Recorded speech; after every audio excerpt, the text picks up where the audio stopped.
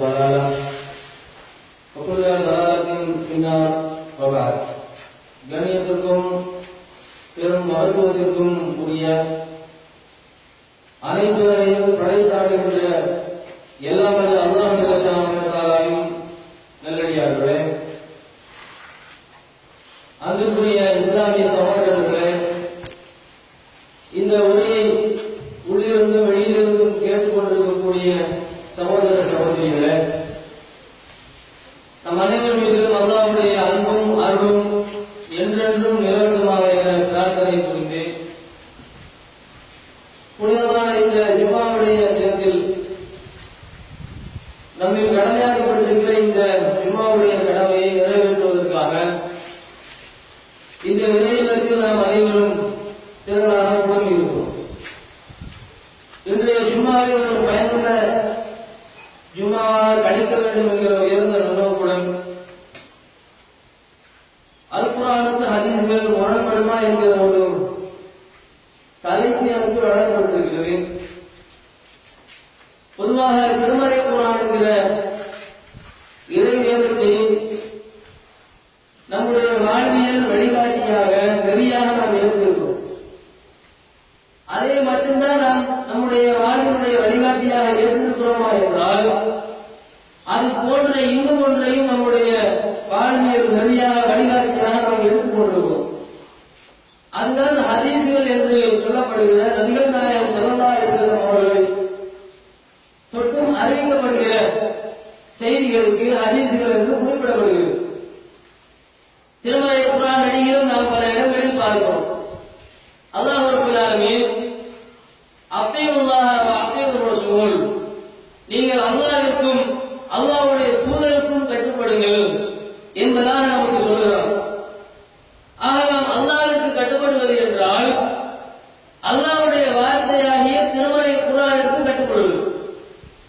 அல்லாஹ்வுடைய வார்த்தைக்கு கட்டுப்பட்டால் தான் நாம் வெற்றி பெற முடியும் என்பதை போன்று அதை தொடர்ந்து அடுத்த பகுதியாக அல்லாஹ் குறிப்பிடுகிற அல்லாஹ்வுடைய தூதருக்கும் கட்டுப்படுங்கள் என்கிற அந்த விஷயத்தையும் நாம் எடுத்துக்கொள்ள வேண்டும், கட்டுப்பட்டு நடக்க வேண்டும். அதுதான் நபி மொழிகள்.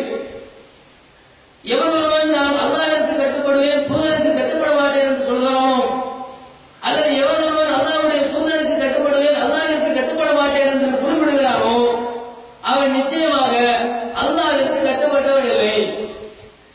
அல்லாஹ்வுடைய தூதர் சொல்கிறார்கள், மன் அதானி ஃபகத் அதா அல்லாஹ் வ மன் அஸானி ஃபகத் அஸா அல்லாஹ். யார் எனக்கு கட்டுப்படுகிறானோ அவன் அல்லாஹ்விற்கு கட்டுப்பட்டவன், யார் எனக்கு மாறு செய்கிறானோ அவன் அல்லாஹ்விற்கு மாறு செய்தவன். அல்லாஹ்வுக்கும் அல்லாஹ்வுடைய தூதருக்கும் கட்டுப்பட வேண்டும் என்கிற உறுதியான இரண்டு அடிப்படைகள் மீதுதான் இந்த இஸ்லாம் என்கிற மிகப்பெரிய கட்டடம் கட்டியெழுப்பப்பட்டிருக்கிறது. ஆகையினால் நாம் நிச்சயமாக அல் குர்ஆனையும் ஹதீஸையும் பின்பற்றித்தான் ஆக வேண்டும். அதில் எந்த விதமான சந்தேகமும் மாற்று கருத்தும் யாருக்கும் இருக்க முடியாது. அப்படி இருக்கும் என்றால் அவர் இஸ்லாமியனாக இருக்க முடியாது. ஆக நாம் அல்லாஹ்விற்கு கட்டுப்படுவது என்பது இன்றைக்கு நாம் பின்பற்றக்கூடிய குர்ஆனை குறிக்கிறது. அல்லாஹ்வுடைய தூதருக்கு கட்டுப்படுவது என்பது நபிகளாருடைய பொன்மொழிகளாகிய ஹதீஸ்களை குறிக்கிறது. இந்த இரண்டிலும் கட்டுப்பட்டால் தான் நாம் மறுமையில் வெற்றி பெறலாம். இதுதான் தௌஹீத் ஜமாத்தினுடைய அடிப்படை. இதுதான் தௌஹீத் ஜமாத்தினுடைய அஸ்திவாரம். இந்த அடிப்படையை அஸ்திவாரத்தை நாங்கள் உறுதியாக நிறுவி இருக்கிற ஒரே காரணத்தினால் இந்த ஏகத்துவ பிரச்சாரத்தினுடைய ஆதி தொடக்கம் இன்று வரைக்கும் இந்த ஜமாத்தினுடைய பேச்சாளர்களில் இருந்து அடிமட்ட உறுப்பினர்கள் வரைக்கும் அனைவரும் படுகிற கஷ்டங்கள் துன்பங்கள் என்பன சொல்லி மாறாத விஷயங்களாக இருக்கிறது.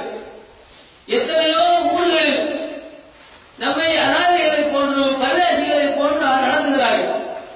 திருமணத்திற்கு பதிவு செய்ய மாட்டோம் என்று திருமணத்தை புறக்கணிக்கிறார்கள்.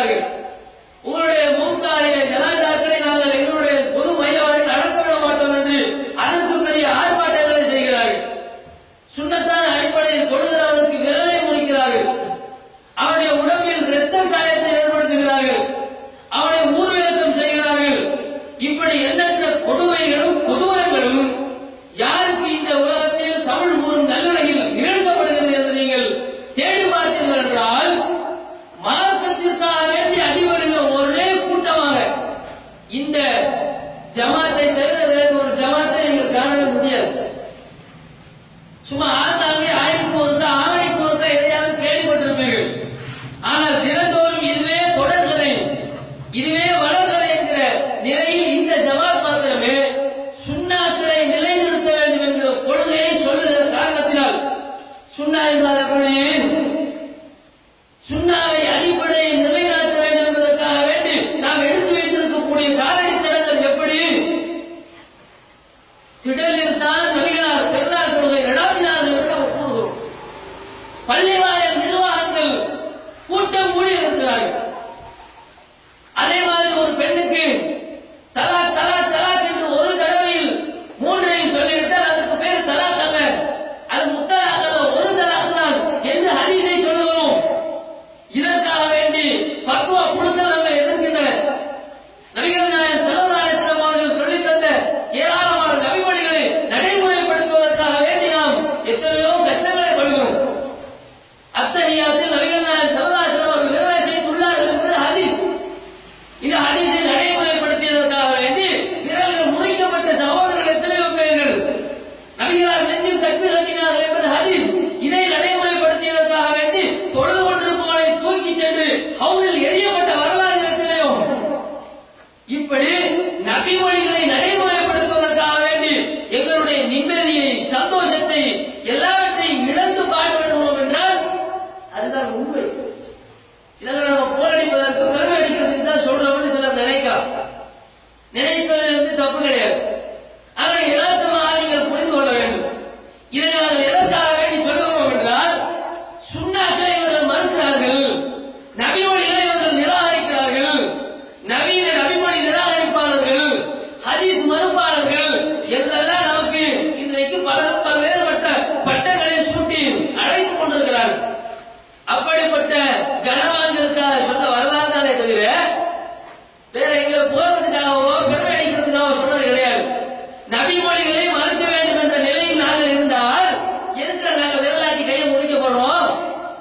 நபிமொழிகளை மறுக்க வேண்டும் என்ற நிலையில் நாங்கள் இருந்தால் எதுக்கு நாங்கள் திடலில் பொழுது ஊரால் வெறுக்கப்படுகிறோம், ஒதுக்கப்படுகிறோம்? நபிமொழியை தேவை கிடையாது. இதை செய்தால் ஊரடிக்க வருகிறார்கள், உலகமே எதிர்க்க வருகிறார்கள், வேண்டாம் என்று தூக்கி கொண்டு போயிருப்போம்ல. அப்ப நீங்கள் நியாயபூர்வமாக சிந்திக்கணும். நபிமொழியை மறுப்பதுதான் இவருடைய கொள்கை என்று இருந்திருந்தால் நாங்கள் இதையெல்லாம் தூக்கி என்னைக்கு வீசி இருப்போம். நாங்கள் நபிமொழிகளை மறுக்கவில்லை, நபிகளார் பெயரில் அறிவிக்கப்படுகிற பொய்களை மறுக்கிறோம், நபிகளாரின் பெயரில் சொல்லப்படுகிற கட்டுக்கதைகளை மறுக்கிறோம், நபிகள் நாயகம் ஸல்லல்லாஹு அலைஹி வஸல்லம் அவர்கள் பெயரில் சொல்லப்பட்டிருக்கிற ஆபாசமான, அசிங்கமான, அவதூறான, அட்டூழியமான கருத்துக்களை நாங்கள் நிராகரிக்கிறோம். இது ரசூலுல்லாஹ் சொல்லவில்லை, ரசூலுல்லாஹ்வின் பெயரால் இவை சொரிக்கப்பட்டிருக்கிறது, இணைக்கப்பட்டிருக்கிறது, திணிக்கப்பட்டிருக்கிறது என்று நம்ம சொல்றோம்.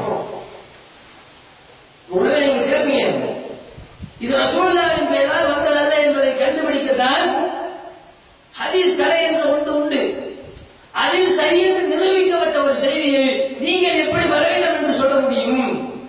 ஹதீஸ் கலையில் உண்மையானது நபிகளாரிடமிருந்து வந்த செய்தி என்று நிரூபணமான ஒரு ஹதீஸை, சரியான ஒரு செய்தியை நீங்க எப்படி மறுக்க முடியும்? இப்படித்தான் நம்மிடத்தில் ஒரு கேள்வி எழும்பும்.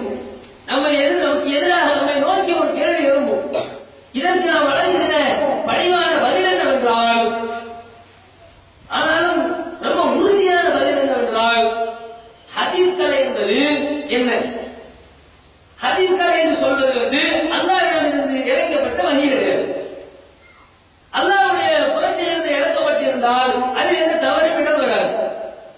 எது அல்லாஹ்வுடைய புறத்திலிருந்து இறக்கப்படாமல் ஒரு மனிதனுடைய அந்த அனுபவத்தை வைத்து, அறிவை வைத்து, அவருடைய கல்வி திறமையை வைத்து உருவாக்கப்படுகிறதோ அந்த எல்லா கல்விகளும், எல்லா கலைகளும் ஏதோ ஒரு வகையில் ஒரு குறைபாடுகளாக தான் இருக்கும். அதே நேரம் ஹதீஸ் கலையை பொறுத்தவரையில உலகத்தில் உள்ள எல்லா கலைகளை விடவும் ஒரு செய்தியை உண்மைப்படுத்துவதில் மிக மிக சிறந்த கலை ஹதீஸ் கலை. எப்படி எந்த மதத்தை வேண்டுமென்றாலும் எடுத்துக் கொடுங்கள். இயேசுநாதரை பற்றி எழுதி வைத்திருக்கிறார்கள், என்னென்னவெல்லாம் பைபிள் என்னென்னவெல்லாம் சொல்லிக் கொண்டிருக்கிறார்கள். இதுக்கு ஒரு நம்பகத்தன்மையுடைய ஒரு அறிவிப்பாளர் கொண்டிருக்கிறாங்க. இது இன்னும் வழியாக இது அறிவிக்கப்பட்டிருக்கிறது என்கிற உறுதியான தகவல்கள் அவர்களிடத்தில் உள்ளது. எத்தனையோ மதங்களில் எத்தனையோ வேதங்கள் எழுதப்பட்டு குவிக்கப்பட்டு கிடக்கின்றன. அந்த வேதங்கள், அந்த அவர்கள் மதத்தில் சொல்லப்படக்கூடிய புராணங்கள், அந்த மதத்தில் எழுதப்பட்டிருக்கக்கூடிய இதிகாசங்களுக்கெல்லாம் இவர் இன்னார் வழியாக அறிவிக்கிறார், அவர் இன்னாரிடம் அறிவித்தார், அவர் இன்னாரிடம் அறிவித்தார், அவர் இன்னாரிடம் அறிவிக்க அதை இவர் பதிவு செய்து கொண்டார். இதோ இந்த அறிவிப்பாளர் தொடர் என்று உலகத்தில் எந்த வேதத்தும் கிடையாது. உள்ளது ஒன்று, அது இந்த இஸ்லாம் என்ற மார்க்கத்துக்கு மட்டும்தான் உண்டு. அதுதான் இஸ்னாத் என்று சொல்லக்கூடிய அறிவிப்பாளர் தொடர். அந்த அறிவிப்பாளர் தொடர் வழியாக ஹதீஸ்கள் பாதுகாக்கப்படுகின்றன. எந்த அளவுக்கு என்றால், இந்த ஹதீஸ்களை, நபிகளாருடைய ஹதீஸ்களை பாதுகாப்பதற்காக வேண்டி வரலாற்றில் இமாம்கள் சுமார் 5 லட்சம் அறிவிப்பாளர்களுடைய வரலாற்றை எழுதி முடித்திருக்கிறார். இவர் யாரு, யாருக்கு பிறந்தாரு, சகோதரன் யாரு, பிறந்த ஊர் எது, வளர்ந்த ஊர் எது, படித்த ஊர் எது, மரணித்த ஊர் எது, இவ்வளவு விஷயம் இருக்கு. யார் யாரிடத்துல கேட்டிருக்கிறாரு, இவருடைய ஞாபகத்தன்மை எந்த அளவுக்கு, கல்வி திறமை எந்த அளவுக்கு, நேர்மையானவரா அல்லது மோசமானவரா, இது போன்ற விவரங்கள் எல்லாம் அறிவிப்பாளரை பற்றி எழுதப்பட்டிருக்கிற வரலாறை பார்க்கும். இந்த அளவுக்கு எந்த ஒரு கலையும் கிடையாது. அதே நேரம் என்னதான் உயர்ந்த கலையாக இருந்தாலும் இது அல்லாஹ் இறக்கிய ஒன்றல்ல. இதை இமாம்கள் அன்று வாழ்ந்தவர்கள் தங்களுக்கு தெரிந்த நிகழ்கால சமகால அறிவை வைத்து, குர்ஆன் ஹதீஸுடைய சில தெளிவுகளை வைத்து அவர்கள் உருவாக்கிய கலையை தவிர இது அல்லாஹ்விடமிருந்து இறக்கப்பட்ட வஹீகள். இது அல்லாஹ்விடமிருந்து இறக்கப்பட்ட வஹீயாக இருந்தால் இதில் எதையாவது ஒன்றை மறுத்துவிட்டால், ஹதீஸ்களில் வரக்கூடிய ஏதாவது ஒரு செய்தியை ஒருவர் நிராகரித்து விட்டால் அவர் காபிராகிறாரா இல்லையா? அல்லாஹ்விடமிருந்து வந்த ஒன்றை மறுக்க முடியாது, அவர் காபிராகி விடுவார். ஆனா இந்த மாதிரி ஹதீஸ்களை இது பற்றி தேடி பார்க்கிற பொழுது சில இமாம்களுடைய ஹதீஸ்களை நிறைய மறுத்திருக்கிறார்கள், நிராகரித்திருக்கிறார்கள். உதாரணமாக உங்களுக்கு சொல்வதாக இருந்தால், இமாம் புகாரி ரஹிமஹுல்லாஹ் மிகச் சிறந்த நூலை எழுதிய ஒரு ஆசிரியர் புகாரி எழுதுகிறார். அல் ஜாமிஉ ஸஹீஹ் என்ற நூலை எழுதுகிறார். அதான் புகாரி. இந்த நூலில் இடம்பெறாத பல ஹதீஸ்கள் இருக்கு. அது ஏன் இடம்பெறல? இமாம் புகாரிக்கு தெரியலையா, கிடைக்கலையா? தெரியும், கிடைத்தது. ஆனாலும் அவர் எழுதல. ஏன் எழுதல என்றால் அவர் பார்க்கிறாரு, இது என்னுடைய கிரந்தத்தில் பதிவு செய்கிற அளவிற்கு இது நம்பகமான செய்தி இல்லை. இந்த செய்தியை பற்றி இமாம் புகாரி என்ன முடிவு எடுப்பார் என்றால், இவர் கொஞ்சம் சந்தேகத்திடமானவர் இருக்கிறது. இவர் நேரடியாக அவரிடத்தில் கேட்டார் என்ற வார்த்தையை சொல்லல, நேரடியாக கேட்டேன் என்று சொல்லாத வரைக்கும் இதை நான் ஏற்க மாட்டேன். புகாரியுடைய பார்வையில அது தள்ளுபடியாக சரி. ஆனா முஸ்லீம் பண்றாங்க, தன்னுடைய முஸ்லீம் என்ற நூலை எழுதுகிறார்கள். முன்னுரையில் ஒரு விஷயத்தை எழுதுகிறார்கள். முஸ்லிம் இமாம் புகாரியுடைய நேரடி மாணவர். புகாரி இமாம் என்ற பெயரை மாத்திருந்தால் குறிப்பிடவில்லை, சரமாரியாக விமர்சிக்கிறார். சிலர் உள்ளார்கள், புதிய எந்த இமாம்களும் சொல்லாத ஒரு கருத்தை சொல்லிக் கொண்டிருக்கிறார்கள். இது ஒரு விதத்தான கருத்து, நேரடியாகத்தான் கேட்டிருக்க வேண்டும் என்ற எந்த தேவையும் கிடையாது. எந்த ஒரு ஹதீஸ்களை மாமேதைகளும் இப்படிப்பட்ட நிபந்தனை போட்டதும் கிடையாது. இதை நாம் எடுக்கவும் கூடாது. இதனால் பல்வேறுபட்ட செய்திகள் வீணாக நிராகரிக்கப்படுகின்றன என்று இமாம் முஸ்லிம் பெயரை சொல்லாமல் புகாரிக்கு என்ன செய்கிறார்? விமர்சனத்தை பதிவு செய்கிறார். அப்ப நீங்க என்ன வழங்கணும்? புகாரி போட்ட விமர்சனம் அல்ல, அந்த நிபந்தனை அல்லாஹ்விடமிருந்து வந்ததல்ல, முஸ்லிம் போட்டதும் அல்லாஹ்விடமிருந்து வந்ததல்ல. இந்த ரெண்டு பேரும் தங்களுடைய அந்த மன திருப்திக்கு ஏற்ப, தங்களுடைய மனசாட்சிக்கு ஏற்ப ஒரு ஹதீஸ் கலையை உருவாக்கி இருக்கிறார்கள் என்பதுதான் இதனுடைய அடிப்படை. அப்ப இவரால் மறுத்திருந்த காபிரா இருப்பார்ல, முஸ்லிம் இமாம் சஹீஹ் என்று நினைப்பதை இமாம் புகாரி மறுத்திருக்கிறார், அவர் காபிரா இருப்பார்ல. அப்படியா? ஆக ஹதீஸ் கலை என்பது என்னவென்றால், மனிதர்கள் இமாம்கள் என்று அடையாளப்படுத்தப்பட்ட வேலைகள் அவர்களுடைய அறிவை வைத்து, அவருடைய திறமையை வைத்து, சமகால அவர்களுடைய அந்த ஞானத்தை வைத்து, அனுபவத்தை வைத்து உருவாக்கினார்கள். இதில் பிழை ஏற்படுமா ஏற்படாதா என்றால், இது பிழை ஏற்படுமா ஏற்படாதா என்ற கேள்வியை முன்வைத்தால் ஒரு மூமினுடைய பதில் என்னவா இருக்கணும் தெரியுமா? என்னவா இருக்கணும்? ஒரு மனிதன் எதை செய்தாலும் அல்லாஹ்வுடைய அந்த புறத்திலிருந்து வராத எந்த ஒரு விஷயமாக இருந்தாலும் அதில் நிச்சயம் பிழைகள் ஏற்படும், தவறுகள் நிகழும். ஏனென்றால் அல்லாஹ்வை போன்று தவறுகளுக்கும் மறதிக்கும் நிர்பந்தத்திற்கும் அப்பாற்பட்டவர்கள் யாரும் இல்லை. நபிகள் நாயகம் கூட கிடையாது. என் நபிகள் நாயகம் ஸல்லல்லாஹு அலைஹி வஸல்லம் அவர்கள் கூட தன்னுடைய வாழ்நாளில் சில விடயங்களை ஒரு செயலில் இருந்து சரியான நினைப்பார்கள். ஒரு மனைவியினுடைய செய்தியை நினைத்து இது உண்மை என்று நம்பி விடுவார்கள். முடிவெடுப்பதில் அவர்களுக்கு தவறு ஏற்படுகிறது. பிறகு அல்லாஹ் அறிவிக்கிறான், நபியை நீங்க செய்திருக்கிற தவறு, உங்கள் மனைவிமார்கள் சொன்னதை கேட்டது தப்பு. இதுதான் மனிதனுடைய நிலை. அதை அல்லாஹ் திருத்துவான். அல்லாஹ்வை தவிர வேறு யாருக்கும் தவறு ஏற்படும். இப்ப கேள்வி என்னவென்றால், அல் குர்ஆனுக்கு ஹதீஸ்கள் முரண்படுவார்கள் கேள்வி. ஹதீஸ்கள் என்பது நம்பகமானதா இல்லையா என்பதை ஹதீஸ் கலையை வைத்துதான் முடிவெடுக்கிறார்கள்.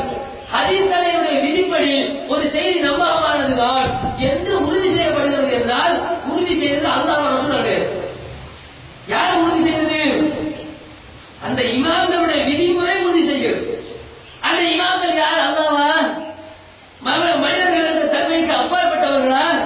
தவறுக்கும் மறதிக்கும் அப்பாற்பட்டவர்களா? தவறை இல்லாதவர்களா? தவறு ஏற்படும்.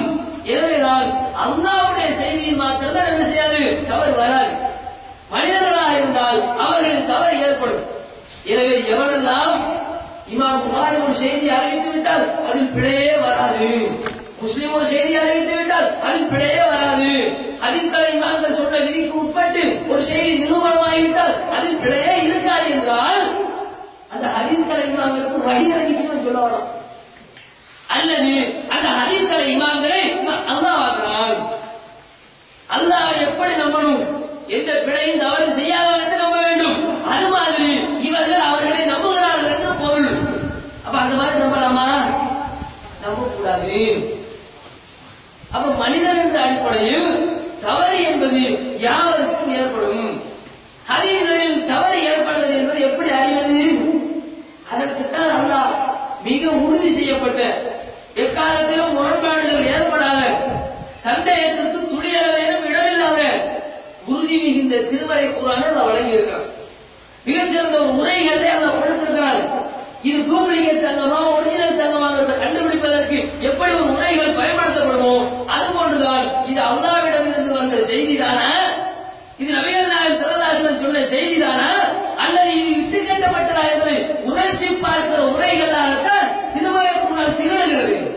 அதில் உணர்ச்சி பார்த்தா என்ன செய்யும்? பழிச்சென்று விளங்கிடும். குர்ஆன் அல்லாஹ் இப்படி சொல்றார். குர்ஆன் அல்லாஹ் ஒழுக்கத்தையும் பண்பாட்டையும் பேணும்படி அல்லாஹ் சொல்கிறார். இது என்ன ரொம்ப கேவலத்தையும் ஆபாசத்தையும் தூண்டுகிற மாதிரி இருக்கிறது. இது அல்லாஹ்வுடைய செய்தியா இருக்க இயலாது. அல்லாஹ்வுடைய கருத்துக்கு மாற்றமாக நபிகள் நடப்பது கிடையாது. ஆயிஷா நாயகத்தில் ஒருத்தர் கேட்கிறாரு, நபிகள் நாயகத்துடைய குணம் எப்படி, குணம் எந்த மாதிரி இருக்கும்? அப்ப அவர்கள் சொல்கிறார்கள், குர்ஆன் குர்ஆன், நபிகளுடைய குணமே குர்ஆன் தான். குர்ஆன்ல என்ன ஒழுக்கம், என்ன பண்பாடு, என்ன நேர்மை, என்ன தைரியம் சொல்லப்பட்டிருக்கிறதோ அதெல்லாம் ரசூலுல்லாஹ்வுடைய வாழ்க்கையில் இருக்கும். அதுக்கு மாற்றமாக ஏமாத்துறது, பொய் சொல்றது, அடுத்தவர்களை தப்பான வழியில் நடத்துறது எதுவுமே ரசூலுல்லாஹ்வுடைய வாழ்க்கையில் இருக்காது. இது ஆயிஷா நாயகி சொல்றது. அப்ப இந்த மாதிரி குர்ஆனோடு உரசி பார்த்து முரண்பாடு இருக்கிறது என்றால் அது இட்டுக்கட்டப்பட்ட செய்தி, அது தவறான ஒரு செய்தி என்பதை நம்மால் அறிய முடியும். சொன்ன தெரியுமா?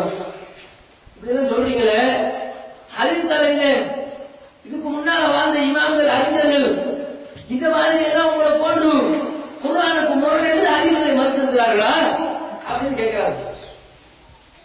இதுக்கு பதில் என்ன தெரியுமா? மறுத்திருக்கிறார்கள். பட்டியல் போடுவாங்க. நினைச்சா எத்தனை விவாத களங்களில் பட்டியலிடப்பட்டு வாயடைத்து ஓடிக்கொண்டிருக்கிறார்கள். அந்த பட்டியல் போட வேண்டிய தேவை நமக்கு கிடையாது. நமக்கு இமாம்கள் இருக்கும். இமாம்கள் ஒன்றை செய்திருக்கிறார்களா இல்லையா என்பதை பார்க்கும்படி அல்லாஹ் எங்கேயாவது சொல்லி இருக்கிறானா? ஒரு விஷயத்தில் ஹராம் ஹலாலை தீர்வு செய், ஒரு விஷயத்தில் நல்லது கெட்டதை முடிவெடு என்பது யாரை வைத்து? குர்ஆன் ஹதீஸை வைத்து. இது எப்படி இமாம்கள் சொல்லி இருக்கிறார்களா? இது என்ன புது கொள்கை? இது என்ன புது தௌஹீது? தௌஹீத் என்றால் அல்லாஹ்வையும் ரசூலையும் மாத்திரம் பின்பற்றுவது, ரெண்டு பேருக்கு மாத்திரம் கட்டுப்படுவது. மதுஹபுக்கு பேர் தான் இமாம்களை பின்பற்றுவது. இப்ப எப்படி மதுஹபு தலைக்கேறி போயிருக்கிறது என்றால், இந்த கருத்தை இந்த இமாம் சொன்னாங்களா, அந்த கருத்தை அந்த இமாம் சொன்னாங்களா? இமாம்கள் சொன்னாலும் நீங்க சொல்லலாமா? நம்ம சொல்லுவோம். ஏனென்றால் எங்களுக்கு இமாம்கள் அவசியம் இல்லை. இமாம்கள் எங்களுக்கு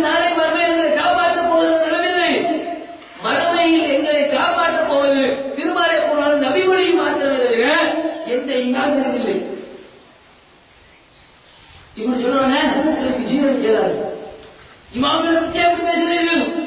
இமாம்களுடைய தன்மையை பற்றி எப்படியெல்லாம் சொல்கிறீர்கள்? இமாம்கள் இல்லை என்றால் அந்த மார்க்கமே இல்லை. ஒரு ஜீரணிப்பதற்கே முடியாத ஒரு நிலைமை உருவாகும். உங்களுக்கு ஜீரணிப்பதற்கான ஒரு மருந்து இருக்கிறது. அது திருமறை குர்ஆனில் 2 வசனம் இருக்கிறது. இமாம்களை பற்றி சொன்னால் தானே ஜீரணிக்க முடியாது. நபிமார்களை பற்றி உங்களுக்கு நான் சொல்றேன். நபிமார்கள் இமாம்களை விட உறுதியான நிச்சயமாக சொர்க்கத்திற்கு செல்பவர்கள் நபிமார்கள், அல்லாஹ்வுடைய உண்மைக்குண்மையான நேசர்கள். அந்த நபிமார்களை பற்றி எல்லாம் சொல்றாங்க. சூரத்துல் பக்ராவுல 140 141 2 வசனத்திலே பாருங்க. அம் தகூலுன இன்ன இப்ராஹீம வ இஸ்மாஈல வ இஸ்ஹாக வ யாக்கூப வ அஸ்பாத கானூ ஹுதன் வ நஸாரா. இப்ராஹீமும் இஸ்மாயிலும் இஸ்ஹாக்கும் யாக்கூபும் அவருடைய சந்ததியினரும் யஹூதி நஸாராக்கள் என்று நீங்கள் கூறுகிறீர்களா? அல்லாஹ் கேட்கிறார். வமன் நظلم ممن كتب شهادة عند الله إنه من الله. அல்லாஹ்விடமிருந்து தனக்கு வந்த அந்த ஆதாரங்களை மறைக்கிறானே அவனை விட அநியாயக்காரன் இருக்கிறானா? அல்லாஹ் கேட்கிறான். கேட்கிற சொல்றான், வமல்லாஹு பிகாஃபிலின் அம்மா தஅமலூன். நீங்கள் செய்வதை அல்லாஹ் அறியாமல் இல்லை. அல்லாஹ் சொல்றான் இப்பொழுது தில்க உம்மத்துன். யாரு? அது போன சமுதாயம். யாரை சொன்னா அல்லாஹ்? இப்ராஹீமை, இஸ்மாயிலை, இஸ்ஹாக்கை, யாக்கூபை அல்லாஹ் சொல்றான். இதுல இடம்பெறக்கூடிய இப்ராஹிம் யாரு? நாம பின்பற்ற வேண்டியவர். நாம அவர் செய்த மாதிரி தியாகம் செய்ய வேண்டும். அவர் நமக்கு முன்மாதிரி. அந்த இப்ராஹீமை எல்லாம் அல்லாஹ் சொல்லிட்டு சொல்றான், அது ஒரு உம்மத்து, அது போன உம்மத்து.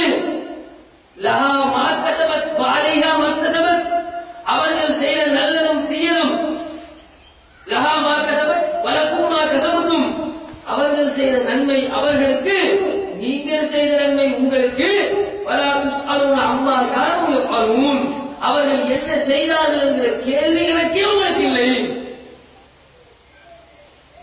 இமாம் சஹாபா அது நபிமார்கள் என்ன செய்தார்கள் என்ற கேள்வி எனக்கு வராது என்றால், உங்களுக்கு வராது என்றால், அவர்கள் செய்ததை பற்றி அல்லாஹ் நம்மிடத்தில் கேள்வி கேட்க மாட்டான் என்று இருந்தால், அப்ப எந்த இமாம் என்ன செய்தால் நமக்கு என்ன? இமாம் செஞ்சிருந்தால் என்ன, செய்யாட்டி என்ன? இமாம் சொல்லி இருந்தால் என்ன, சொல்லாவிட்டால் என்ன? ஆணி அடித்தால் போன்று அல்லாஹ் சொல்றானா இல்லையா? இந்த மாதிரி அறிவின்றி கேள்வி கேட்பவர்களுக்கு ஓங்கி அறைகிற மாதிரி எல்லாம் பதில் சொல்றானா இல்லையா? நபிமார்களை பற்றி அல்லாஹ் எப்படி சொல்றான்? இன்னும் சூரத்துல் பக்ரால 134 133 134 அல்லாஹ் சொல்றான். அம் குன்தும் ஷுஹதா இத ஹதர யாக்கூபல் மௌத்து இத قال لبنيه ما تعبدون من بعدي قالوا نعبد إلهك وإله آبائك وإله آبائك إبراهيم وإسماعيل وإسحاق إله واحدا ونحن له مسلمون. யாக்கூபுக்கு மரணம் ஏற்பட்ட பொழுது அவருடைய சந்ததியினத்தில் கேட்டால், எனக்கு பிறகு எதை வணங்குவீர்கள்? அவர்கள் குறிப்பிட்டார்கள், உங்கள் தந்தைமார்களாக இப்ராஹிம், இஸ்ஹாக் இருக்கிறார்களே, யாக்கூப் இருக்கிறார்களே, அவர்களுடைய இறைவனைத்தான் நாங்கள் வணங்குவோம். அப்படி அவர்கள் பேசிய நேரத்தில் நீங்கள் அங்கு இருக்கவில்லை, இருந்தீர்களா?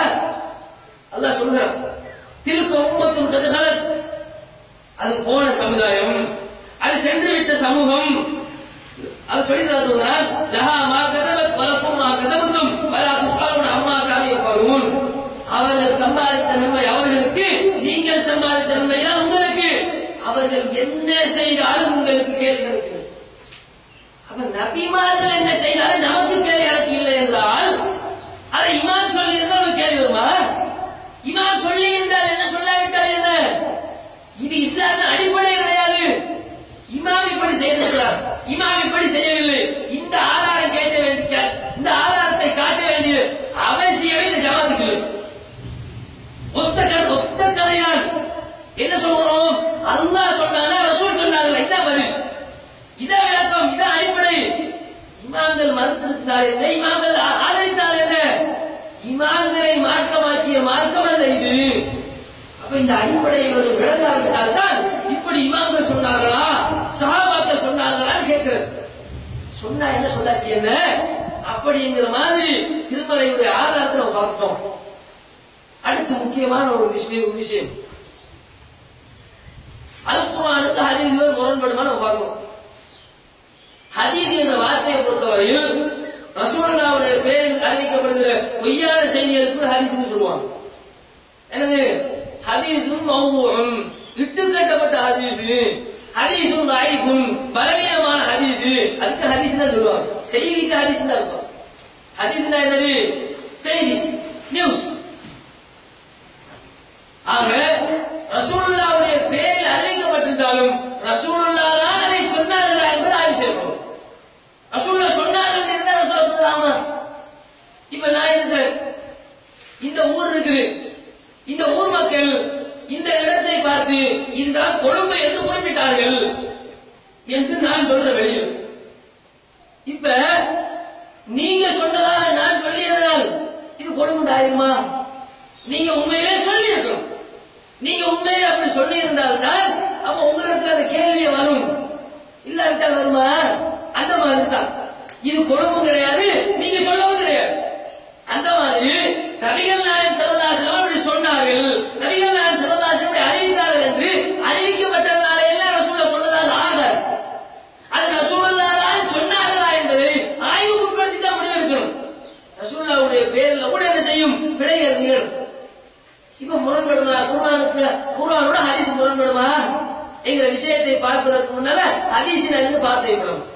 ஹதீஸ்னா ரசூலுல்லாஹ்வுடைய பேர்ல வரக்கூடிய செய்தி. இந்த செய்திகள் சில வேளை பொய்யான செய்திகளாக இருந்தால் குர்ஆனோட முரண்படும். குர்ஆனை பற்றி அந்த ஒரு விஷயம் சொல்றோம். என்ன விஷயம் சொல்கிறான்? அஃபலா யததப்பருன குர்ஆன் வலவ் கான மின் இன்தி கைரில்லாஹ் லவஜது ஃபீஹி இக்திலாஃபன் கஸீரா. இந்த குர்ஆனை நீங்க சிந்திக்க மாட்டீர்களா? இதுவே அல்லாஹ் என்ற ஒரு கடவுளிடம் இருந்து வந்திருந்தால் இதில் ஏராளமான முரண்பாடுகளை பார்த்திருப்பீர்கள். அப்ப அல்லாஹ்விடம் இருந்து நான் வந்திருக்கிறது முரண்பாடு இல்லை என்று சொல்றோம். வேறு ஒரு கடவுளிடம் இருந்து வந்திருந்தால் முரண்பாட்டை பார்த்திருப்பீர்கள் என்று அல்லாஹ் சொல்றார்.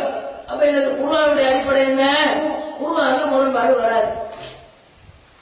முரண்பாடு என்பது தவறின் ஒரு வகை, தவறான செய்திகள் ஒரு வகைதான் என்னது? முரண்பாடு. பொய் என்பது ஒரு தவறான செய்தி. அதே மாதிரி மறந்து ஞாபகம் மறதியில் சொல்லக்கூடிய ஒரு செய்தி, அதுவும் தவறான செய்தி. அதே மாதிரி ஒருவர் அறிவித்து அவருக்கே மாற்றமாக இருந்தால் அதுவும் தவறான செய்தி தான். ஒருத்தர் என்ன செய்யறாரு? நான் கல்யாணம் பண்ணிட்டேன் அப்படின்னு சொல்றாரு. அதே செகண்ட் திரும்ப அதே முறையில் அந்த பயான் முடியறதுக்குள்ளேயே இரண்டாவது தடவை பேசும்போது சொல்றாரு, நான் இந்த கல்யாணம் பண்ணறேன். இதுக்கு பேர் முரண்பாடு தானே? ரெண்டையும் அவரே சொல்றாரு. ஒரே ஆள் ரெண்டையும் சொன்னா முரண்பாடு. வஹீல யார் சொன்னது? ரசூலுல்லாஹ் சொன்னது கிடையாது. ரசூலுல்லாஹ் சொல்ல முடியாது. வலவ் தகவல் அலைனா வஹது அகாவில், இவரே நம்முடைய மேல அவராக எதையாவது சொல்வார் என்றால் லஅகதனா மின்ஹு பில்யமீன் சும்மா லஅகதனா மின்ஹு வதீன், வலக்கரத்தால் பிடித்து நான் அவரை அறுத்து விடுவோம். அப்ப ரசூலுல்லாஹ் அல்லாஹ்வுடைய பேர்ல ரசூலுல்லாஹ் சொன்னது கிடையாது, அல்லாஹ் தான் சொல்றார். வஹி என்பது அல்லாஹ் சொல்வது. அல்லாஹ் சொல்றது குர்ஆனாக இருந்தாலும் சரி, ஹதீஸாக இருந்தாலும் சரி, அதுல முரண்பாடு இருக்கு. குர்ஆன் சொல்றது தானே, அல்லாஹ் உண்டு என்று சொல்லி இல்லைன்னு சொல்வானா? ரசூலுல்லாஹை பார்த்து இவர் வமா முஹம்மதுன் இல்லா ரசூல், இவர் ஒரு தூதர் தான் என்று ஒரு இடத்துல சொல்லிட்டு இன்னொரு இடத்துல தூதர் இல்லைன்னு சொன்னா முரண்பாடு தானே? அல்லாஹ் முரண்பட்டு பேசுவானா? முரண்பட்டு பேச மாட்டார். ஆக முரண்பாடு என்பது தவறினுடைய ஒரு வகை. உங்களுக்கு விளங்கிருச்சு. இப்ப முரண்பாடு என்பது தவறினுடைய ஒரு வகை என்றால் திருமறை குர்ஆனில் தவறு நிகழுமா? அல்லாஹ்வுடைய வஹீயில் தவறு நிகழுமா? மனிதனுடைய பேச்சில் தவறு நிகழும், அல்லாஹ்வுடைய பேச்சில் தவறு நிகழாது. உதாரணம் நீங்க பாத்தீங்கன்னு சொன்னா சூரத்துன் நிசாவின் 82வது வசனம் தான் இது. இது முரண்பாடு இல்லைங்கிறது. சூரத்துல் ஹிஜ்ர்ல 9வது வசனத்தில் அல்லாஹ் சொல்றான், இன்னா நஹ்னு நஸல்னா திக்ர வ இன்னா லஹு லஹாஃபிதூன். இந்த போதனை, இந்த வேதத்தை, இந்த மார்க்கத்தை இறக்கிய நாங்கள் தான் அதை பாதுகாக்கவும் செய்வோம். அல்லாஹ் இறக்கின மாதிரி என்ன செய்வான்? அதை பாதுகாப்போம். இந்த பாதுகாக்கிற விஷயத்தை பொறுத்தவரையில குர்ஆனையும் அல்லாஹ் பாதுகாத்திருக்கிறான், ஹதீஸையும் அல்லாஹ் பாதுகாத்திருக்கிறான்.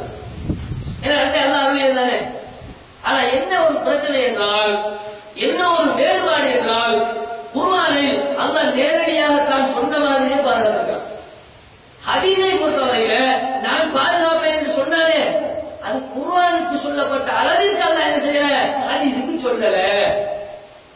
ஏன்? என்ன காரணம்? எதனால நம்ம இப்படி சொல்கிறோம்? வேண்டுமென்று விட்டு கட்டி அவங்கள சொல்கிறோமா? அப்படியே சொல்ல வேண்டிய அவசியம் கிடையாது. அப்படியே சொல்லி எந்த லாபம் அடைய முடியாது. அடிவுதான் எங்களுக்கு கிடைக்கிறது. எந்த ஒரு பயனையும் நாங்கள் பெறல உலகத்தில். ஆனால் மார்க்கத்தில்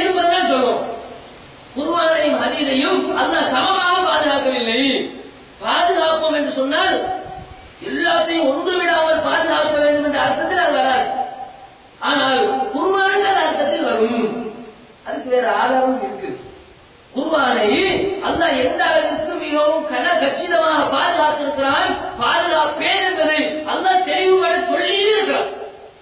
ஆனால் ஹதீஸை பாதுகாத்திருக்கிறான். குர்ஆனுக்கு சொன்னாலே அந்த உத்தரவாதத்தை கொடுத்து பாதுகாக்கிறான், பாதுகாத்திருக்கிறான் ஹதீஸை. இதுக்கு என்ன ஆதாரம்? சூரா ஃபுஸ்ஸிலத்தில் 42வது வசனம். குர்ஆன் ஹதீஸுக்கு முரண்படுமா என்பதை குர்ஆன் ஹதீஸில் நாம பேசணும். எந்த இமாம் சொன்னாரு, எந்த அவுலியா சொன்னாரு தேவையே கிடையாது. திருமறை குர்ஆன்ல சூரா ஃபுஸ்ஸிலத்தில் 42வது வசனம் அல்லாஹ் சொல்றான், திருமறை குர்ஆனை பற்றி சொல்றான், லா யாத்திஹில் பாத்திலு மின் பைனி யதைஹி வலா மின் கல்ஃபி. இது எப்படிப்பட்ட வேதம் தெரியுமா? எப்படிப்பட்ட போதனை, எப்படிப்பட்ட குர்ஆன் தெரியுமா? இதற்கு முன்னாலையும் சரி பின்னாலையும் சரி, முன்னாலும் பின்னாலும் தவறு நுழையாது.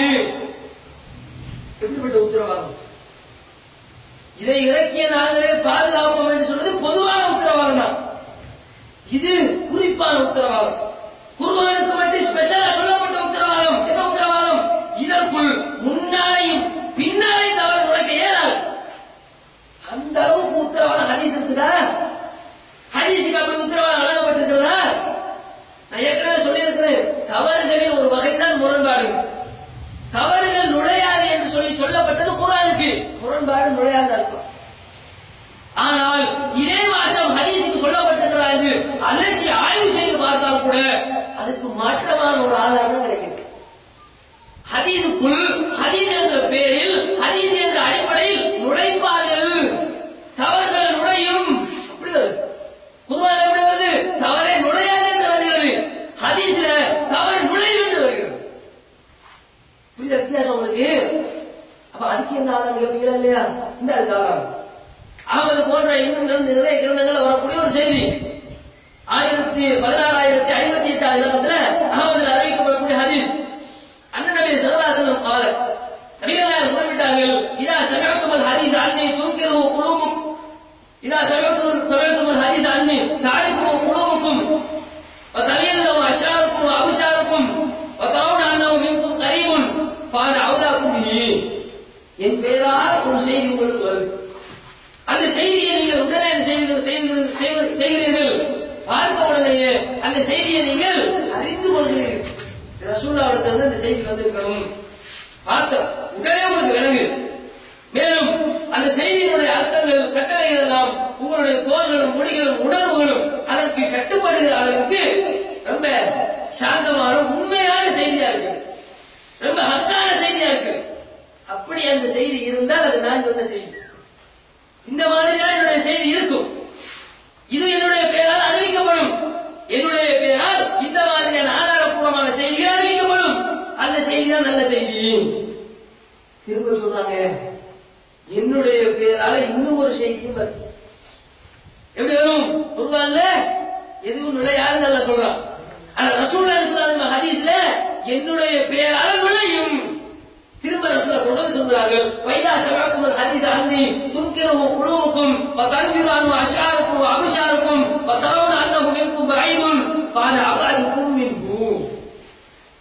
சொல்றாங்க, என் பேரால் ஒரு செய்தி சொல்லப்படும், அந்த செய்தியை நீங்கள் பார்த்த உடனே விரும்புவீர்கள். கேவலமான செய்தியா இருக்குது, என்ன ஆபாசமான செய்தியா இருக்கு, வாயை திறந்து 4 பேருக்கு முன்னால் சொல்ல முடியாத ஒரு கீர்த்தனமான கருத்தாக இருக்குது. இதெல்லாம் ஒரு ரசூலுல்லாஹ் செய்கிற வேலையா இருக்குமா, ஒரு சஹாபி செய்கிற வேலையா இருக்குமா என்று நினைக்கிற அளவுக்கு, வெட்கப்படுகிற அளவுக்கு அந்த செய்தி இருக்கும். உங்களுடைய உணர்வுகளும் உள்ளமும் முடிகளும் தோள்களும் அதை விட்டு வெறுந்து ஓடும். அந்த மாதிரி செய்தியா இருந்தால் நீங்கள் அது உங்களுக்கு ரொம்ப தூரமானதாக இருக்க வேண்டும் என்று நீங்கள் நினைப்பீர்கள் என்றால் அது எனக்கும் தூரமானதுதான். குர்ஆனுக்கு ஹதீஸ் முரண்படுமா என்பதை குர்ஆன் ஹதீஸே சொல்கிறதா இல்லையா? ஹதீஸ் என்றால் உண்மையிலேயே ரசூலுல்லாஹ்விடம் இருந்து வந்த ஹதீஸாக இருந்தால் அந்த தவறு இருக்க, அது குர்ஆனுக்கு முரண்படாது. அதே நேரம் ரசூலுல்லாஹ்வுடைய பேர்ல தவறை நுழைப்பார்கள், ரசூலுல்லாஹ் சொன்னதாகவே அறிவித்திருப்பார்கள், அது மறந்து அறிவித்திருப்பார்கள், வேண்டும் என்று அறிவித்திருப்பார்கள், தவறுதலாக அறிவித்திருப்பார்கள், வேண்டும் என்று அறிவித்திருப்பார்கள். எப்படியோ குர்ஆனை பத்தி அல்லாஹ் என்ன சொல்றான்? தவறு நுழையாதுன்னு சொல்றான். ஆனா ஹதீஸ்ல அல்லாஹ் சொல்றார்கள் என் பெயரால் தவறுகள் நுழைக்கப்படும். அவ்வளவு உங்களுக்கு அடிப்படை உங்களுக்கு புரிஞ்சிருச்சா? 14 நூற்றாண்டாக திருமலை குர்ஆன் நீங்க படிக்கிறீங்க. இந்த சமுதாயம் படித்து வருகிறது. ஒரு எழுத்துல பிரச்சனை இருந்துச்சா? ஒரு அத்தியாயத்துல பிரச்சனை இருந்ததா? ஒரு வசனம் இது போன வருஷம் இது வந்து சஹீஹ்னு நினைச்சோம், இந்த வருஷம் இது வந்து பலவீனமான வசனம் அப்படி ஆயிடுச்சா? பலவீனம் என்று ஏதாவது குர்ஆன் வசனம் இருக்குதா? தவறு நுழைந்திருக்கிறதா? தவறு நுழையாது என்பது குர்ஆன். தவறு நுழையும், அது கண்டுபிடிக்கப்படும் என்பது ஹதீஸ். எனவே ஹதீஸ்களில் தவறு நுழையும் பொழுது அது குர்ஆனுக்கு முரண்படும், குர்ஆனோடு அது மோதும். அந்த நேரத்தில் விளங்கிக் கொள்ளலாம் இது என்னது? ரசூலுல்லாஹ்வின் பெயரால் அறிவிக்கப்பட்ட பலவீனமான ஹதீஸ். இப்ப அவங்களுக்கு என்ன விஷயம் இன்னும் சொல்லுங்க. நபிகள் நாயகம் ஸல்லல்லாஹு அலைஹி வஸல்லம் அவர்களுக்கு கொடுக்கப்பட்ட திருமறை குர்ஆன் மட்டும்தான் வேதமா? அதுக்கு முன்னாடி வழங்கப்பட்ட நபிமார்களுக்கு வேதம் கொடுக்கப்படலையா? அதுல வேதம் இல்லையா? வேதத்துக்கு முந்தி வழங்கப்பட்ட வேதங்களை எல்லாம் ஈமான் கொள்ள வேண்டும் என்று கடமை இருக்கு இஸ்லாத்தில். ஆமன்து பில்லாஹி வ மலாயிகத்திஹி வ குதுபிஹி, அல்லாஹ்வை மலக்குமார்களை வேதங்களை ஈமான் கொள்ளணும். அப்ப எல்லா நபிமார்களுக்கும் வேதம் கொடுக்கப்பட்டுச்சு, ஈமான் கொள்ளணுமா இல்லையா? சரி, அந்த வேதம் எல்லாம் எங்க இருப்ப? அல்லாஹ்வுடைய வேதம் தானே, அல்லாஹ் இறக்கியதாங்க, ஜிப்ரீல் மூலமா இறக்கியதானே, அல்லாஹ்வுடைய தூதருக்கு வந்ததானே. அந்த வேதம் எங்க போச்சுப்போம்? எல்லாம் கரப்ஷன், எல்லாம் வந்து குறைப்படுத்தி கரைப்படுத்தப்பட்டு விட்டோம். சரி, குறைப்படுத்தி கரைப்படுத்தப்பட்டால் என்ன? அல்லாஹ் சொல்றான் அந்த வேதனை ரிஜெக்ட். அல்லாஹ்வுடைய வார்த்தைகளோடு வேறு சில செய்திகளை இவர்கள் உள்ளே நுழைத்த காரணத்தினால், வேறு சில செய்திகளை உள்ளே செருகிய காரணத்தினால் அந்த வேதமே என்ன செய்யப்படுகிறது? இனி பின்பற்ற தகுதியானது அல்ல. எங்க நிலைமைக்கு போதா இல்லையா? ஆக எந்த ஒரு வேதமாக இருந்தாலும் சரி, திருமறை குர்ஆனுக்கு முந்தி உள்ள எல்லா வேதங்களும் இன்றைக்கு என்னது? நிராகரிக்கப்பட்ட வேதங்கள். பின்பற்றுறது இல்லையே. உண்மையிலேயே இஞ்சியில் வேதம் நமக்கு கிடைத்தால் கூட நம்ம பின்பற்ற ஏழாண்டு செல்வது. வேதக்காரர்களிடத்துல போய் நீங்கள் பார்த்தீர்கள் என்றால் அவர்கள் வேதத்தில் இருந்து சிலரை சொல்லுகிறார்கள். அப்ப நபிகள் நாயகம் சொல்லுகிறார்கள், அவர்கள் சொல்வதை உண்மை என்றும் சொல்லாது, பொய் என்றும் சொல்லாது. புகாரில் அவருடைய ஹதீஸ். ஏன்? அல்லாஹ்வுடைய உண்மையான செய்தியையும் சொல்லுவாங்க, இல்லாத செய்தியும் சொல்லுவாங்க. நீ ரெண்டையும் சொல்லக்கூடாது. நீ வந்து மறுத்தியல அல்லாஹ்வுடைய செய்தியை மறுத்ததாகவும் போகலாம், நம்பினாய் சொன்னா இல்லாத செய்தியை நம்பினதாகவும் போகலாம். அதனால சும்மா இரு. அந்த வேதத்தையே மறுத்து விட்டார்கள் நபிகள் நாயகம். இப்படி மறுப்பதற்கு என்ன காரணம்? அல்லாஹ்வுடைய வேதத்தையே மறுப்பதற்கு என்ன காரணம்? அல்லாஹ்வை இறக்கி வைத்த நேரடியாக தன்னுடைய வேதத்தை நிராகரிப்பதற்கு அல்லாஹ் ஏன் அந்த அடிப்படையை முடிவெடுத்தார் என்று நீங்கள் சிந்தித்திருந்தால் உங்களுக்கு புரிய முடியும். எந்த வேதத்திற்குள் மனித கைச்சரக்குகள் நுழைக்கப்பட்டதோ அந்த வேதமே ரிஜெக்ட் செய்யப்படுகிறது. அதற்காக வேண்டிய ஒரு வேதம் ரிஜெக்ட் செய்யப்படுது. அல்லாஹ் சொல்றான், மினல்லதீன ஹாது, சில யஹூதிகள் இருக்கிறார்கள், யுஹர்ரிஃபூனல் கலிம அன் மவாதிஹி, வேதத்தினுடைய வரிகளை ஒரு வார்த்தை இன்னொரு வார்த்தையில் இருந்து மாற்றி விடுவார்கள். அதனை என்ன செய்வார்கள்? திரித்து சொல்வார்கள். அல்லாஹ் உண்மையவா இல்லையவா? இப்படியான வேதம் செய்யறான், வேதத்தில் அவன் குறைகளை உண்டாக்குகிறான் என்று அல்லாஹ் சொல்றான். இதனால அந்த வேதங்களே ரிஜெக்ட் ஆகப்படுகிறது என்றால் இதுதான் இந்த ஹதீஸ் நடந்திருக்குது, இதுதான் புகாரியில இருக்கிறது, இதான் முஸ்லீம்ல இருக்கிறது. இன்றைக்கு இருக்கக்கூடிய மிகப்பெரிய ஹதீஸ்களை மேலைகள் இருக்கிறாங்க. நம்ம ஜமாத்துக்கு ஆய்வு செய்ய தெரியாது, அரபி மொழி தெரியாது அப்படின்னு சொல்லி ஆங்காங்கே அவர்களுடைய அரபி புலமையை காட்டி ஓடிக்கிட்டு இருக்கிறாங்களே, மூப்படைப்பட்டு கொண்டிருக்கிறாங்களே. அந்த மாதிரியான அறிஞர்களுக்கு என்ன விளங்க மாட்டேங்குது? என்ன புரிய மாட்டேங்குது?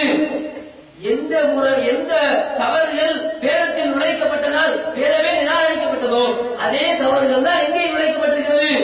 பொய்யான ஹதீஸ் உண்டு, பலவீனமான ஹதீஸ் உண்டு, விட்டு கட்டப்பட்ட ஹதீஸ் உண்டு. இப்படி என்ன சொல்றாங்களே, எல்லாம் எங்க இருக்குது? ஹதீஸ்களின் பெயரால் தான் இருக்கிறது. ஆக இந்த தவறுகள் ஹதீஸ்களில் நுழைந்திருக்கிற காரணத்தினால் ஹதீஸை ரிஜெக்ட் பண்ண வேண்டும் என்று நம்ம சொன்னோமா? நம்ம உண்மையிலே ஹதீஸ் மறுப்பாளர்களாக இருந்திருந்தால் இப்படி சொல்லியிருக்கணும். எப்படி சொல்லியிருக்கணும்? தௌராத் எங்க, இஞ்சில் எங்க, ஜபூர் எங்க, எல்லாம் ரிஜெக்ட் தானே. அது எல்லாத்தையுமே அல்லாஹ் மனிதனுடைய கைச்சலுக்கு நுழைந்த காரணத்தினால் நிராகரிக்க சொல்லிட்டாங்கல்ல. ஆகையினால நபிகள் நாயகம் ஸல்லல்லாஹு அலைஹி வஸல்லம் ஹதீஸ் எல்லாமே ரிஜெக்ட் அப்படி சொன்னோமா? ஹதீஸ் நிராகரிப்பாளர்கள் நாங்கள் என்றால் அப்படி சொல்லி இருக்கணும். நாங்கள் எப்படி சொல்லியிருக்கணும்? பாத்தீங்களா? எந்த வேதங்களில் தவறுகள் நுழைந்த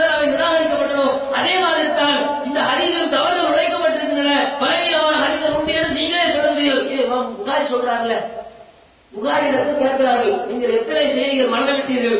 3 லட்சம். எத்தனை செய்தி அதில் சஹி, எத்தனை லைஃப்? 2 லட்சம் லைஃப், 1 லட்சம் தான் சஹிங்கிறது. 200,000 எத்தனை ஆயிரம்? 200,000 செய்திகளை இமாம் புகாரி லைஃப் தூக்கி வீசிருக்கிறாங்க. அப்ப பலவீனமான செய்தி ரசூலுல்லாஹ்வுடைய பேரில் நுழைக்கப்பட்டிருக்கிறதுனால மொத்த ஹதீஸையுமே நம்ம ரிஜெக்ட்னு சொன்னோமா? அதெல்லாம் வந்து தெரிவு செய்யப்பட்ட ஒரு அடிப்படை ஹதீஸ் கிரந்தங்களே இது கிடையாது நம்ம சொன்னோமா? அப்படி சொல்லல. ஹதீஸ்களை அல்லாஹ் எப்படி பாதுகாத்திருக்கிறார் என்றால், தவறுகளை அதற்கு நுழைய வைத்து அந்த தவறுகளை குர்ஆனை கொண்டு சரி செய்கிற மாதிரி அல்லாஹ் பாதுகாத்திருக்கிறார் சொல்றோம். குர்ஆனை உரசி பார்த்து இது நம்பகமான செய்தியா, நம்பகத்தன்மை அற்ற செய்தியா, இட்டுக்கட்டப்பட்ட செய்தியா, நம்பகமான செய்தியா என்று நம்ம என்ன செய்யணும்? நம்ம முடிவு கொடுக்கிறோம். இதுதான் இந்த அடிப்படை. குர்ஆன் ஹதீஸை இந்த அடிப்படையை தான் சொல்கிறது. எனவே நபிகள் நாயகம் ஸல்லல்லாஹு அலைஹி வஸல்லம் அவர்கள் சொன்ன செய்திகள் ஒரு பொழுதும் குர்ஆனுக்கு முன்னாடி இருக்காது. ஆனால் ரசூலுல்லாஹ்வுடைய பேரில் பொய்யாக சொல்லப்பட்ட செய்தியாக இருந்தால், ரசூலுல்லாஹ் சொன்னார்கள் என்ற வார்த்தையை போட்டு பொய்யாக அறிவித்திருந்தால் அந்த செய்தி என்ன செய்யும்? அப்பொழுது குர்ஆனுக்கு முரண்படும். அந்த நேரத்தில் அது முரண்படக்கூடிய செய்திதான். அதுதான் திருமறை குர்ஆனுடைய அடிப்படை. இல்லாவிட்டால் மனிதர்கள் பாதுகாத்ததில் மனிதர்கள் இந்த ஹதீஸ்களை செஞ்சாங்க, அறிவிப்பாளர் தொடர்களை எழுதி அறிவிப்பாளர்களுடைய வரலாறுகளை எழுதி பாதுகாத்திருக்கிறார்கள். அந்த எழுதி பாதுகாத்த மனிதர்களிடத்தில் ஒரு சில தவறுகள் நிகழ்வதனால் இந்த மாதிரியான முரண்பாடு ஏற்படுகிறது. மனிதர்கள் ஒரு காலம் அல்லாஹ் வாங்க முடியாது, அவர்களுக்கு தவறை நிகழாது என்ற அடிப்படை இஸ்லாத்தில் கிடையாது என்ற விஷயத்தை நாம் என்ன செய்ய வேண்டும்? தெளிவான முறையில் புரிந்து கொள்ள வேண்டும். இதுதான் இன்றைய ஜும்மாவில் நாம் முக்கியமாக உணர்ந்து கொள்ள வேண்டிய விஷயம். குர்ஆனுக்கு ஹதீஸ்கள் முரண்படுமா என்றால், உண்மையில் நபிகளார் சொன்ன செய்தி என்றால் முரண்படாது. நபிகளார் சொன்னார்கள் என்ற பேரில் தவறுதலாகவோ அல்லது வேண்டும் என்று அறிவிக்கப்பட்ட செய்தியா என்றால் அது முரண்படும். அது நிராகரிக்கப்பட வேண்டிய செய்தி என்கிற விஷயத்தை நாம் புரிந்து கொள்ள வேண்டும் என்கிற உரிமைத்துக் கொள்ள வேண்டும்.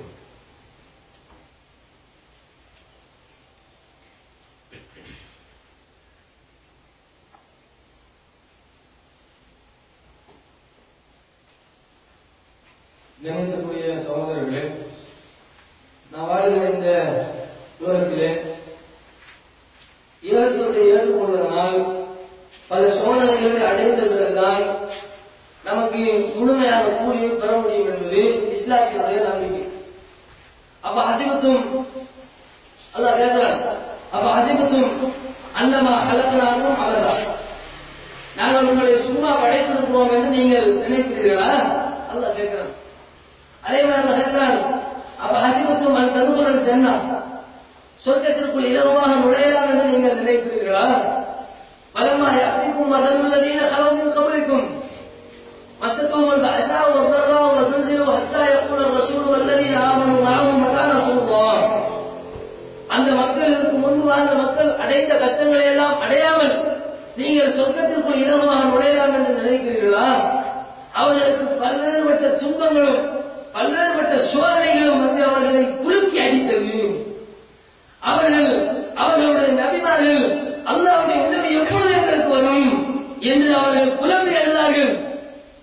அந்த மாதிரி நிலை உங்களுக்கு வராமல் நீங்கள் சொர்க்கம் செல்லலாம் என்று நினைக்கிறீர்களா?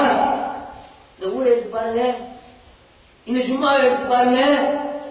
ஆண்களுடைய தொகை, இந்த ஊரில் இருக்கக்கூடிய ஆண்களுடைய தொகை, இந்த ஜும்மாவில் இருக்கக்கூடிய ஆண்களுடைய தொகை ஒப்பிட்டு பாருங்கள். எத்தனை சதவீதம்? 5% கூட இருக்குமா? 2% இருக்குமா? அந்த அளவுக்கு மிக குறைவான மக்கள் தான் இந்த இடத்தில் உட்கார்ந்து மிகப்பெரிய மக்களுடைய பரிகாசத்திற்கும் அவர்களுடைய படிச்சவர்களுக்கும் எந்த விதமான கணக்கும் எடுக்காமல் காது கொடுக்காமல் நம்முடைய கால் உண்டு, நம்முடைய கொள்கை உண்டு என்று நம்ம அனுபவித்துக் கொண்டிருக்கிறோமே. இந்த மாதிரியான ஒரு சூழ்நிலை என்பது நமக்கு அல்லாஹ்வினால் வழங்கப்படுகிற சோதனை. நம்ம நினைக்கக்கூடாது எடுத்த உடனே ஏகத்துவத்தை எல்லோரும் ஏற்றுக்கொள்வார்கள் என்று நம்ம உணர்வு கொள்ளக்கூடாது. அந்த நினைப்பு இருந்தால் அதை இன்னொரு மாற்றிவிட வேண்டும். நம்ம நான் சொன்ன அவன் கேட்கணும், இவன் கேட்கணும், வெற்றி விளக்கம் அவர்கள் கூட என்று நினைத்தோம் என்றால் அந்த சிந்தனையை நம்ம அடி மனசிலிருந்து அழித்து விட வேண்டும். ஏனென்றால் இஸ்லாம் என்ன சொல்கிறது? எல்லா நபிமார்களும் எதிர்க்கப்பட்டார்கள். எல்லா நபிமார்களுடைய சமுதாயமும் துன்பங்களுக்கும் சித்திரவதைகளுக்கும் ஆளாக்கப்பட்டன. கேள்விப்படுறோம், சில சகோதரர்கள் அப்படியே மனவேதனைப்பட்டு வெதும்பி கஷ்டப்படுகிறார்கள், வேதனைகளை வார்த்தைகளை கொட்டுகிறார்கள். இது ஊர் பகிஷ்காரம், சமுதாய பகிஷ்காரம். சமுதாயம் ஒன்று கூடி சமுதாயம் முடிவெடுத்து மகல்லாவினால் முடிவெடுத்து எவனெல்லாம் குர்ஆன் ஹதீஸ் என்று சொல்கிறானோ, எவனெல்லாம் குர்ஆன் ஹதீஸை மட்டும்தான் பின்பற்ற வேண்டும், இமாம்களை சஹாபாக்களை பின்பற்ற கூடாது என்று சொல்கிறானோ அவருக்கு என்ன கிடையாது. ஊரால் எந்த ஒத்துழைப்பும், எந்த பொது உதவிகளும், எந்த பொது உரிமைகளும் அவர்களுக்கு இல்லை. சமூக பகிஷ்காரம். இந்த சமூக பகிஷ்காரத்தினால என்ன நடக்க போகிறது? அப்பாவி மக்கள் சிந்திப்பார்கள். இங்கு இருக்கக்கூடிய அப்பாவிகள் இன்னும் உணர்ச்சியால் பெறுவார்கள். அவர்கள் கவலைப்பட்டு வேதனைப்பட்டு இந்த கொள்கையை விட்டு ஓடிவிட மாட்டார்கள். நீங்கள் குர்பானி இறைச்சியை கொடுக்காவிட்டால், நீங்கள் ரமலான் காலத்தில் கொடுக்கிற ஃபித்ராவை கொடுக்காவிட்டால், நீங்கள் ஏழைகளுக்கு வழங்கப்படுகிற பொதுவான சில நிதிகளை நீங்கள் வழங்காவிட்டால் அது எதுக்கான அடிப்படை தெரியுமாறு அவன் சோதிக்கப்படுகிறான். அந்த சோதனைக்கு அல்லாஹ்விடமிருந்து அவன் கூலிகளை பெற்றுக் கொண்டிருக்கிறான். நீங்கள் உங்களுடைய ஊர் பெருமையை வைத்து, நிர்வாக தலைமையை வைத்து, உங்களுடைய தகுதிகளை வைத்து என்ன செய்கிறீர்கள்? இந்த உலகத்தில் சில சித்திரவதைகளை செய்யலாம் என்று நினைத்துக் கொள்கிறீர்கள். ஃபிரௌனிடம் வந்த மக்கள் சொன்னார்கள், ஈமான் கொண்டு 2-3 செகண்ட் கூட கிடையாது. அந்த நேரத்தில் சொல்கிறார்கள், ஃபக்லிமா அந்த காலின் இன்னமா தகுதி பிஹாரில் ஹயாத்தி துன்யா. உன்னால் ஏமாற்று செய்தா நீ என்ன தீர்ப்பு வழங்குகிறார்? அந்த தீர்ப்பை வழங்கினார். உன்னுடைய தீர்ப்பெல்லாம் இந்த உலகத்தில் மாத்திரம்தான் அப்படின்னு மக்கள் சொன்னாங்க. அல்லாஹ்விடத்தில் உன்னுடைய தீர்ப்பு செல்லாதுன்னு சொன்னார்கள். ஆக இந்த உலகத்தில் வழங்குகிற தீர்ப்பு இந்த உலகத்தோட முடிஞ்சிடும். அதுல ஃபிரௌனுடைய தீர்ப்பு மாதிரியா?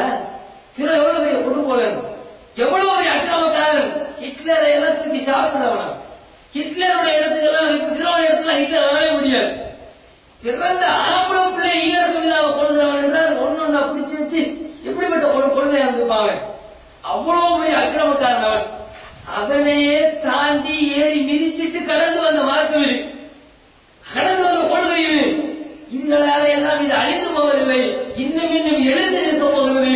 இன்னும் இன்னும் மக்கள் எல்லாம் இந்த கொள்கையை நோக்கி படை திரண்டு வரப்போகிறார்கள்.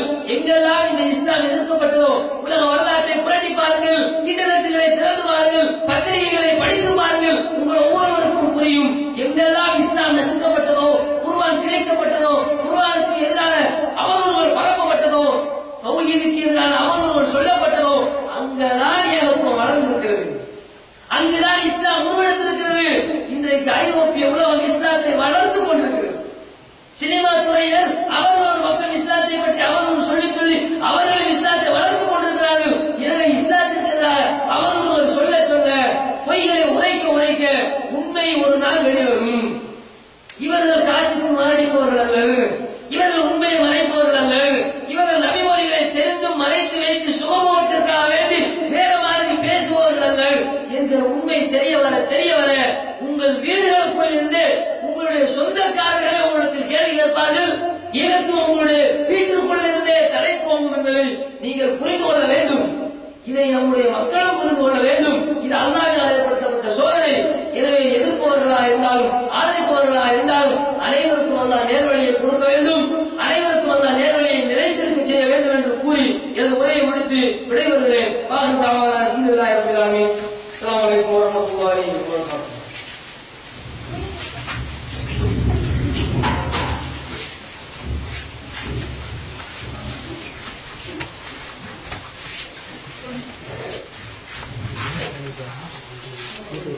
Thank you.